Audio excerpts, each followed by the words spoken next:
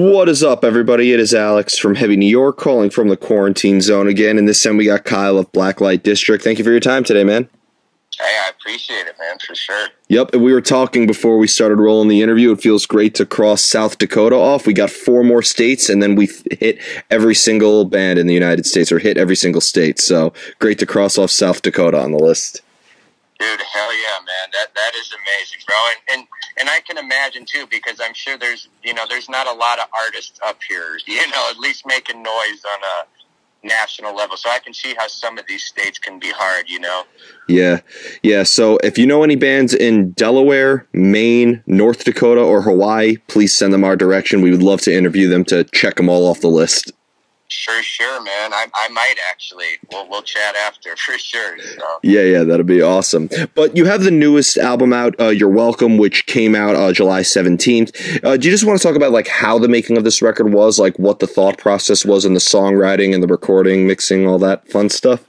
Yeah, it was definitely different for me. Like, I didn't go the traditional route and just go into the studio and make an album, So basically, like over the last 2 years, we can say, so there's 19 songs on this album, and I had released 17 of them as singles over, like, the previous year and a half, So, again, for those, that don't know a lot about me, I have a pretty big, online following, and I have a partner, and we make, Minecraft videos, music videos for some of my songs, and, man, these things just blow up, bro, so... over the last 2 years, I've done the 325 million streams. I've had 2 top 40 Billboard singles. About to have my 3rd one next week if all goes as planned.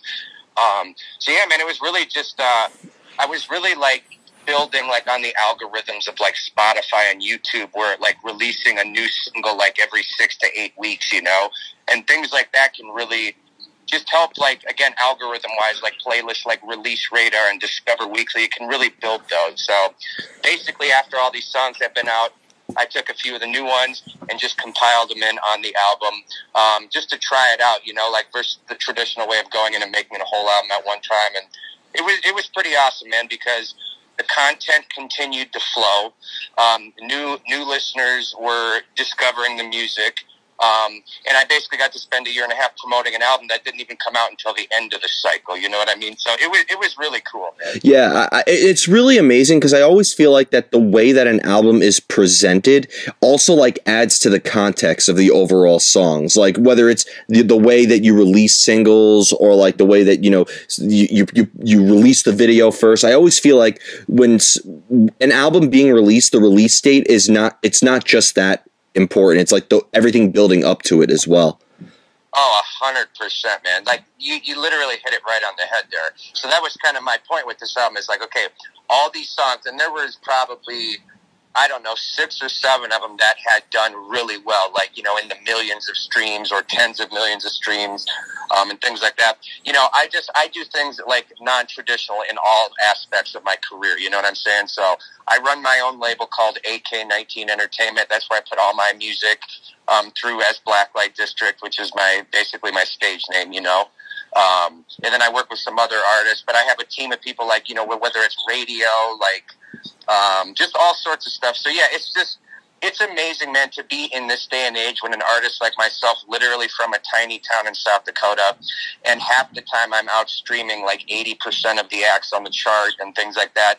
It's really just for me, it's just been about finding that audience, and really the audience finding me, because I've been again, I'm so grateful for what I have, my fan base being a real young, I have a lot of teenagers, that's my primary demographic, so, they are, passionate and loyal about this music, and, I couldn't ask for anything more than that, man. So, it's been so awesome, and I'm just so grateful to have this happen, Yeah. Was the way that you presented this album and, the way that you were releasing all these singles and the way that, you were presenting it to the people, was that a preconceived idea for how you wanted Your Welcome to be, or was it kind of just a spur-of-the-moment trial and error sort of experiment? It was honestly kind of both. And I know that seems strange, but it's okay, so I'm putting out these first few singles, and at the time, I'm not really worried about an album yet, again, back in the day, I would have went in the studio for 6 to 8 weeks and did an entire album, written, recorded all in one thing, and then you kind of pick the single, you know what I mean?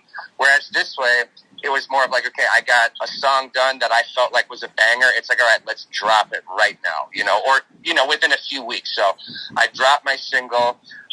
There'd be typically a music video with it, sometimes an animated video, which would really help.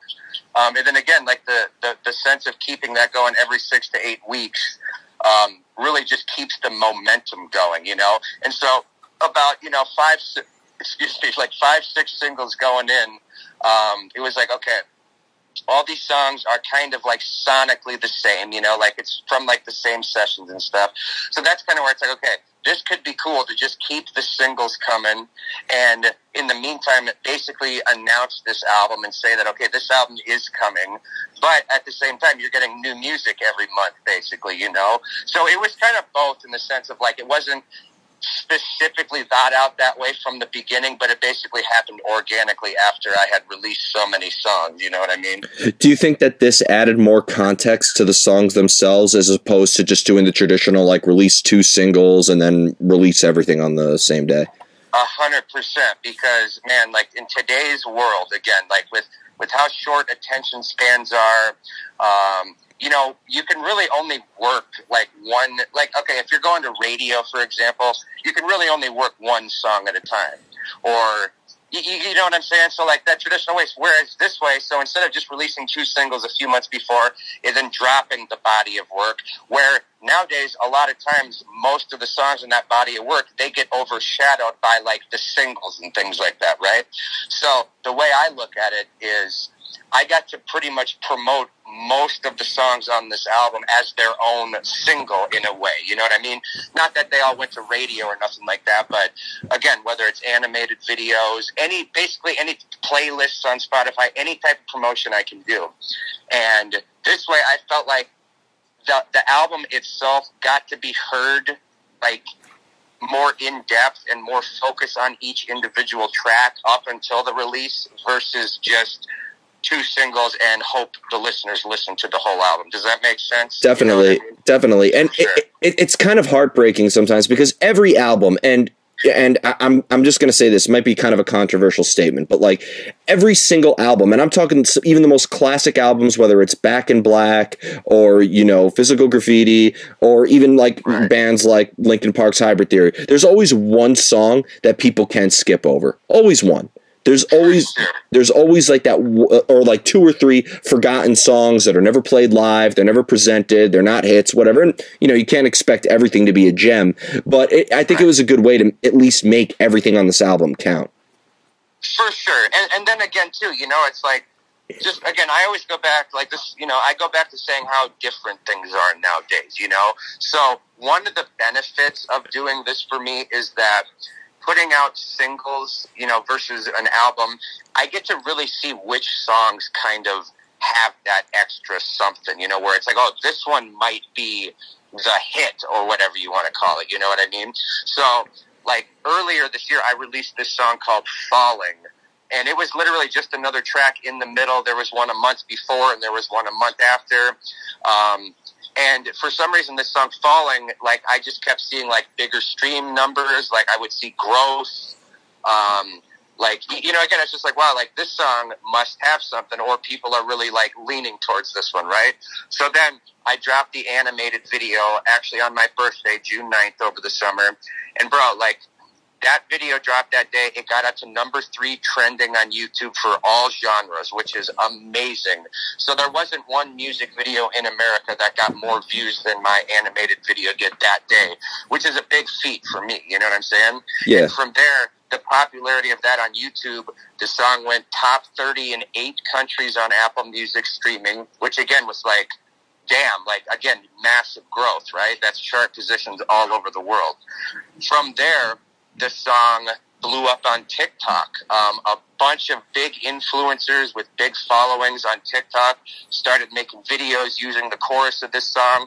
And again, from there, the Spotify streaming started going up, and then boom, Spotify adds it to two playlists called Alternative Beats and New Noise, which are massive Spotify playlists, right? So you can kind of see like the domino effect happening, you know?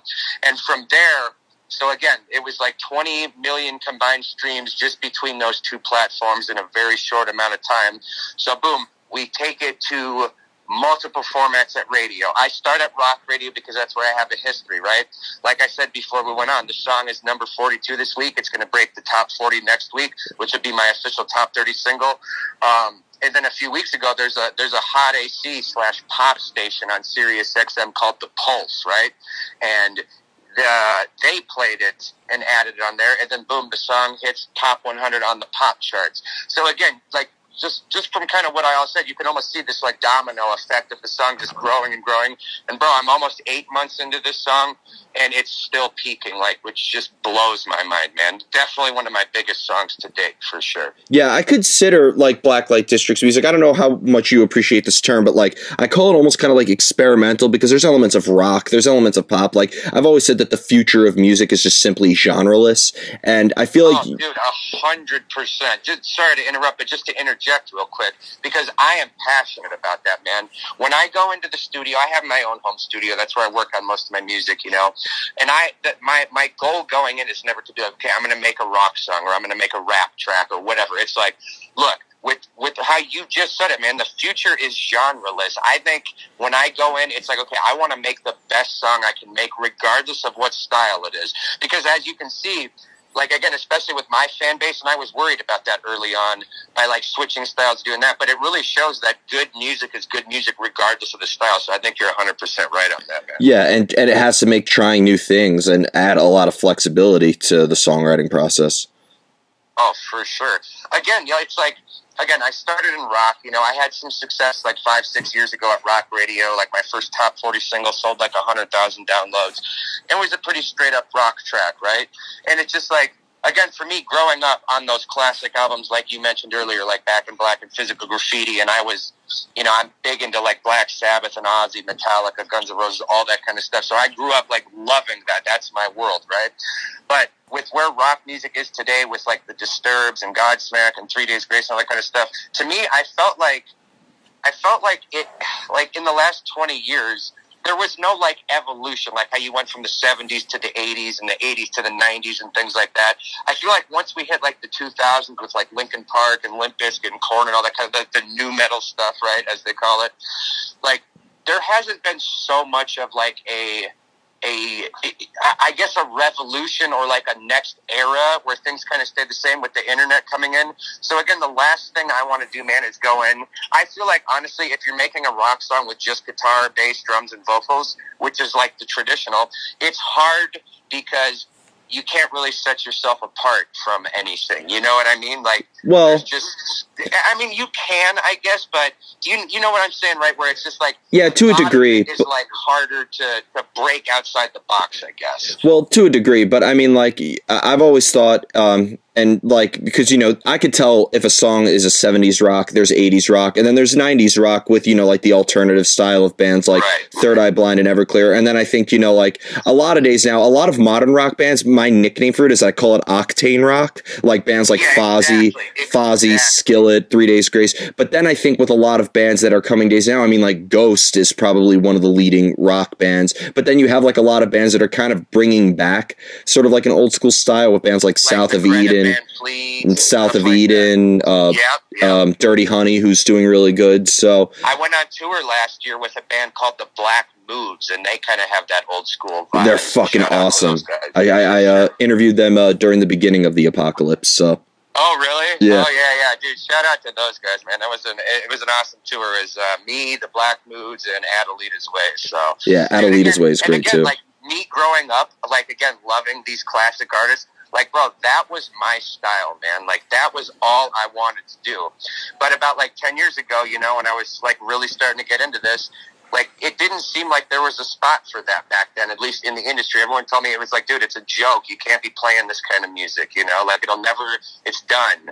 And so, like, I've just moved on and, like, expanded my, like, influences so much. But now, again, man, it's just so cool to see that because I always wanted like an old school vibe to be like become popular again, right? You know what I mean? And so it is cool to see that for sure. Yeah, I mean, I've always thought that nostalgia could sometimes be a mitigating factor into a band moving forward.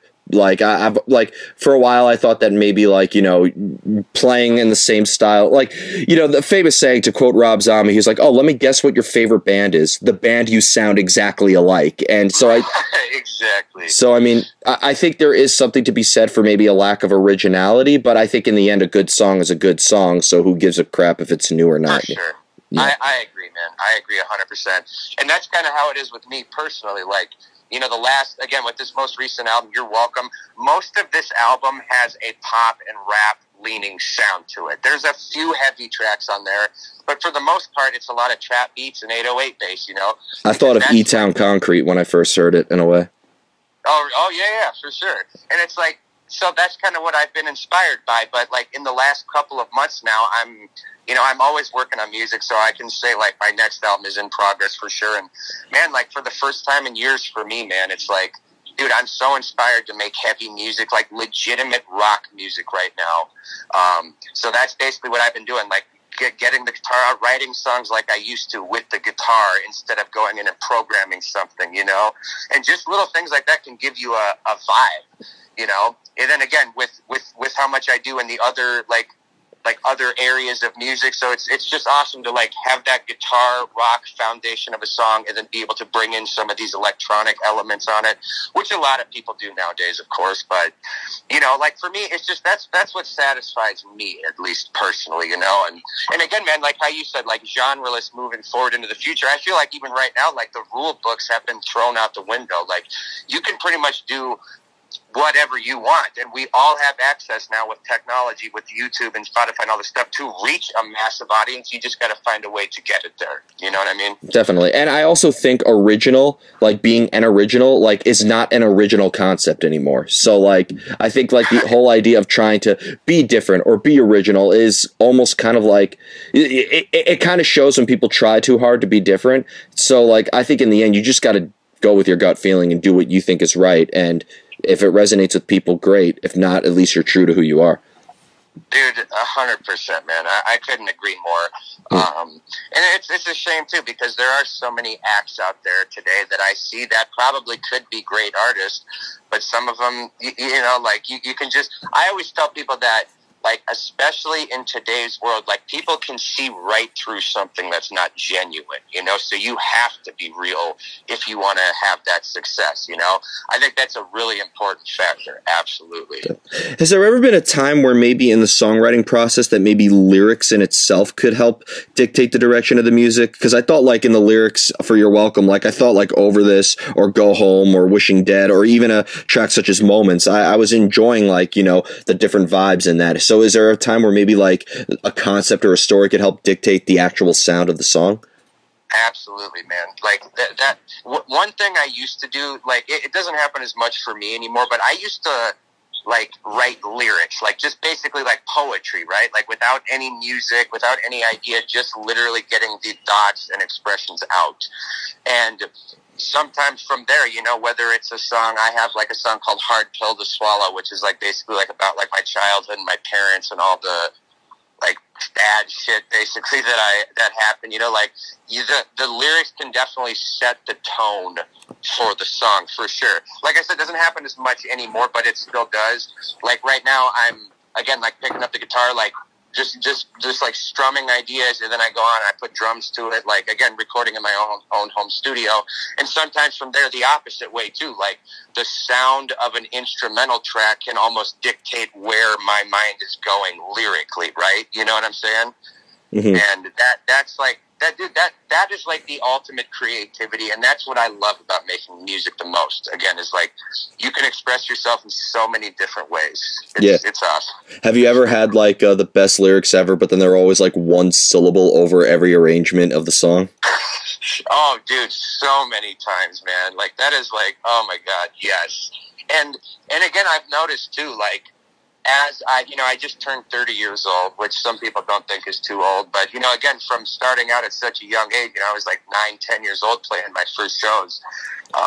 So again, as I start to get a little older here, I do notice, like, lyrically, it's harder for me right now. At least I might be going through some sort of writer's block or something right now, but I can tell sometimes it's harder because I feel in my mind that I've said so many things that I've wanted to say that it's hard for me to not like just repeat them again or say the same thing in a different lyric. You know what I mean? Keeping fresh ideas.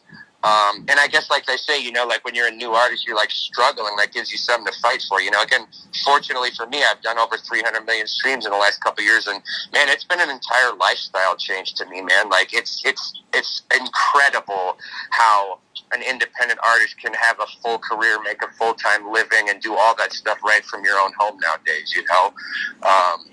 But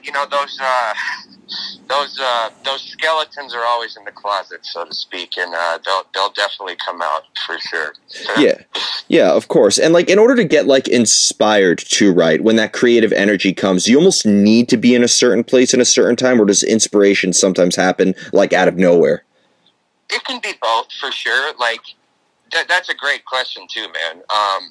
Yeah, I mean, I can literally be anywhere driving my car and boom, all of a sudden like an idea or some sort of inspiration hits me and I'll like, hum something into my voice notes or something. Where on the opposite end of the spectrum, I can say, okay, I'm going in the studio right now. I'm going to make a banger and there's nothing, like I have no inspiration whatsoever. But dude, yeah, like it can definitely strike. That's why, again, like, being a new artist of this generation and having my own studio and doing all this, I can literally work when the inspiration strikes. So that's one benefit to it. But again, when you go in and you want to do it and you just don't have that inspiration, it's hard to just force something out. That's for sure. Yeah, I mean, I'm hoping that if I ever take an Uber or a cab ride home, or even if I'm on a plane, I really hope the pilot isn't like a dedicated artist where inspiration strikes, because that sounds pretty dangerous. But like, yeah, right, literally, man, for sure.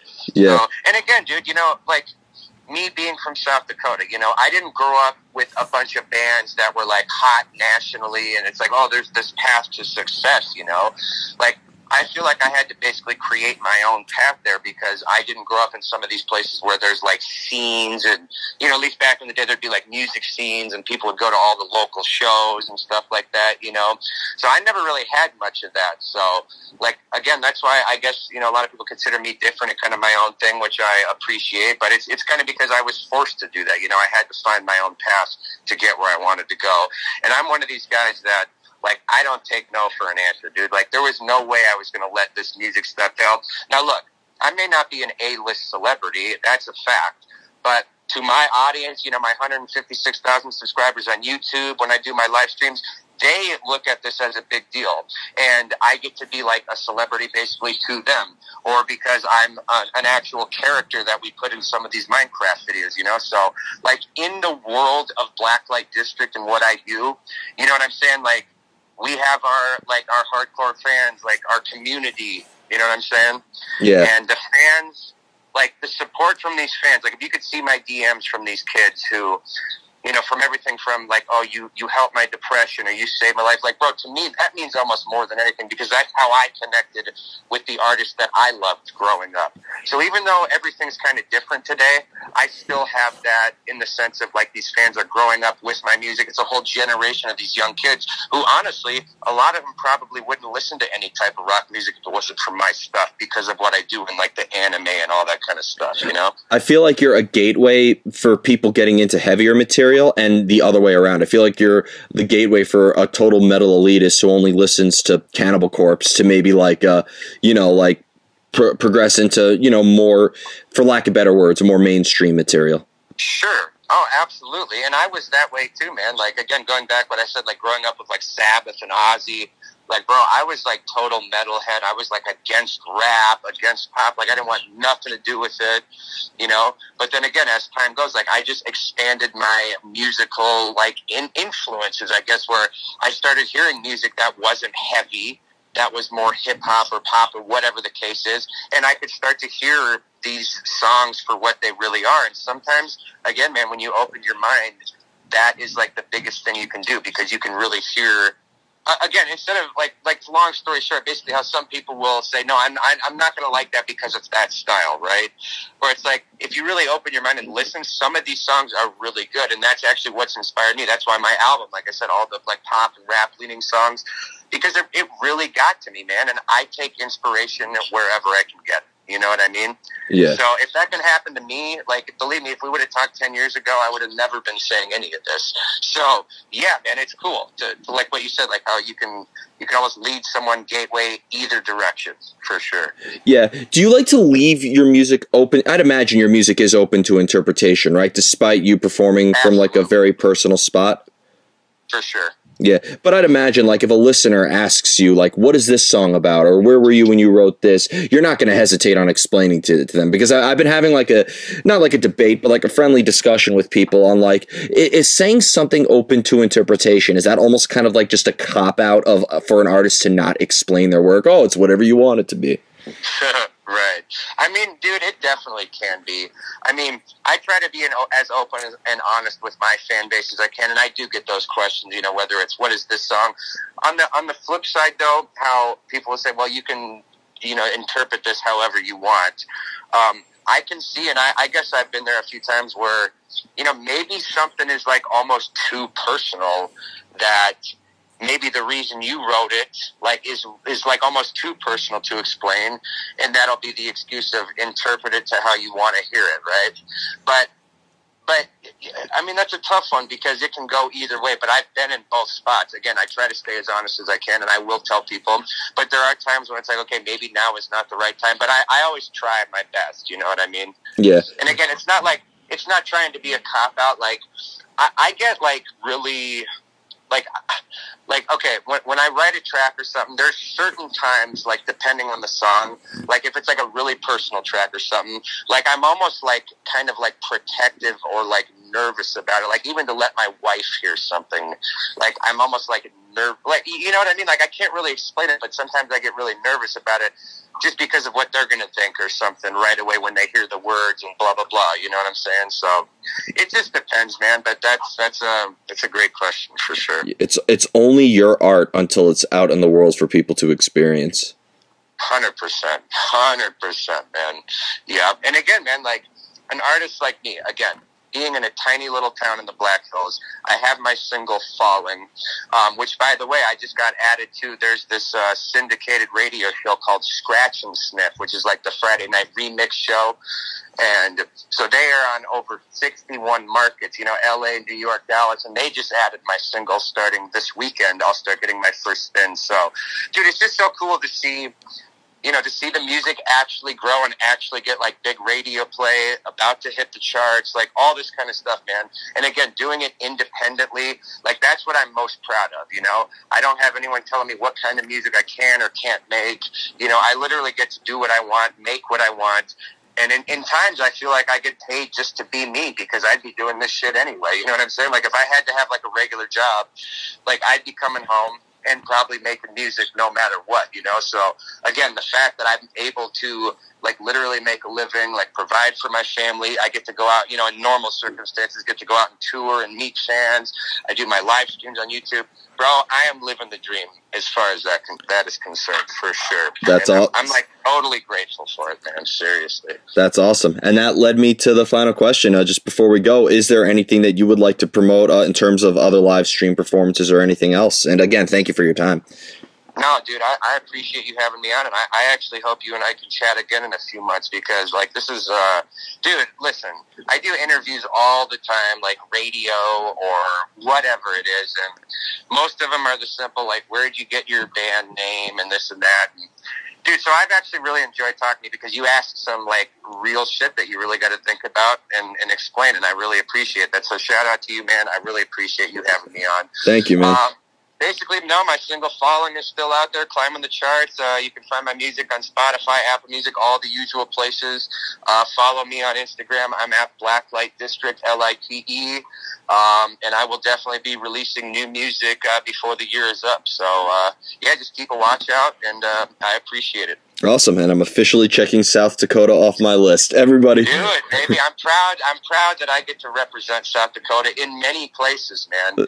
You know, so dude, the fact that I get to cross that off the list, help you cross that off the list, I appreciate it, man. Awesome. Only 4 more states to go. Everybody, we are. You'll get them, bro. I might actually know a band from Delaware, so.